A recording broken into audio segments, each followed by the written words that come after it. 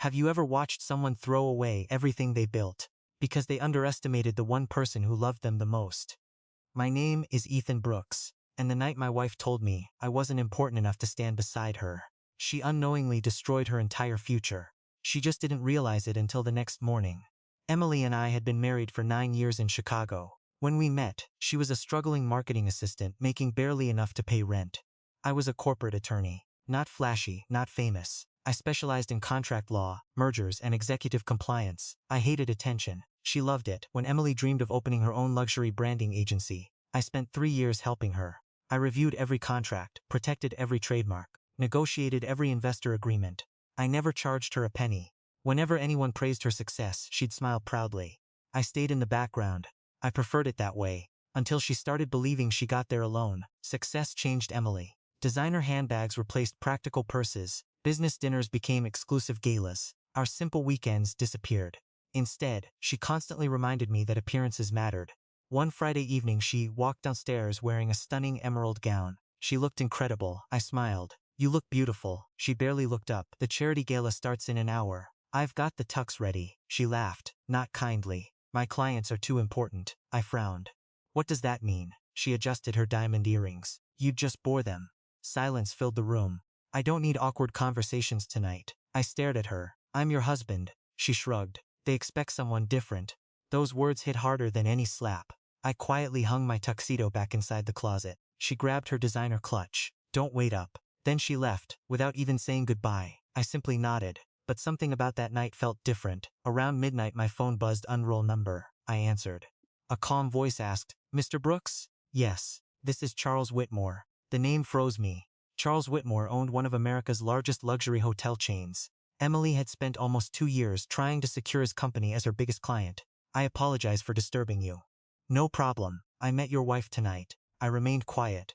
I was surprised she never mentioned who her husband was. I felt my stomach tighten. "I don't advertise my profession," he chuckled. "I know." Then his voice became serious. "But I know exactly who you are." Years earlier, I had represented Charles during a devastating corporate blackmail case. I protected both his company and his family's reputation. He never forgot. "I watched your wife mock you in front of several executives." My heartbeat slowed. "I don't enjoy seeing honorable people treated that way." I didn't know what to say. Then he added something unexpected. "I've already made my decision." The call ended, leaving me completely confused. The next morning, 7:12 a.m., my phone exploded with calls. Emily, her assistant, unknown numbers. Then, her lawyer. I answered. He wasn't calm. He was screaming. "The gala. What happened?" "Whitmore Holdings invoked the morals clause." I blinked. "What?" "They terminated every agreement." His breathing became frantic. "They said Emily's conduct toward her husband demonstrated serious concerns regarding integrity, judgment, and professional ethics." I closed my eyes. "They're canceling everything." His voice cracked. "The investors are pulling out. Our financing collapsed." Then he yelled. "He specifically said it was because of you." Silence finally. He asked the question, "Who the hell is your husband?"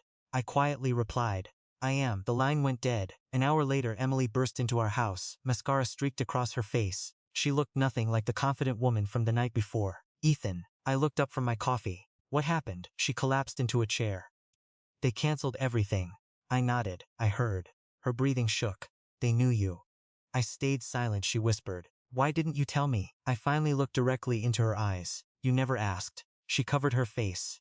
"Oh my God, my entire company," I interrupted gently. "No, you destroyed it." She stared at me. "I didn't call anyone. I didn't threaten anyone. I didn't ask anyone to intervene. You made your own impression." Those words hurt, because they were true. Days passed. News spread quickly through Chicago's business community. Executives talk, especially about character. 3 more luxury clients quietly ended their contracts. Not because of gossip, because trust disappeared. Emily had spent years building an image of elegance. One public moment shattered it. She stopped sleeping, stopped eating, stopped pretending everything was fine. One evening she found an old photo. The day we opened her first tiny office, there I was, holding a toolbox, stalling shelves, smiling, covered in dust. She cried for hours. A week later, she handed me a folder. "Divorce papers." "I don't deserve another chance." I slowly closed the folder. "Maybe not." She nodded sadly. "I became someone I don't even recognize." There was no anger left. Only regret. Real regret. Then she whispered something I'd waited years to hear. "You were never embarrassing." I was ashamed of the wrong things. Months passed. Emily sold her luxury office. She paid every employee before paying herself. She personally apologized to former clients. Most never answered. She volunteered with small nonprofit organizations. No cameras, no publicity. Just work. Slowly, she became the woman I'd married. Not because business failed, because pride finally did. One afternoon she invited me to lunch. Nothing expensive. Just our favorite neighborhood diner. She looked nervous. I don't expect forgiveness. I smiled softly. I know. She looked surprised. I only wanted you to know. You deserved better. I reached across the table. I deserved honesty. She nodded. So did you. 6 months later, Charles Whitmore unexpectedly called again. I've been following Emily. I remained quiet. I've watched how she's handled failure. He paused. Character isn't revealed during success. It's revealed afterward. Another silence. I'd like to give her agency another opportunity. I smiled. That's generous. No, he corrected me. She's earned it. Emily rebuilt her business. This time.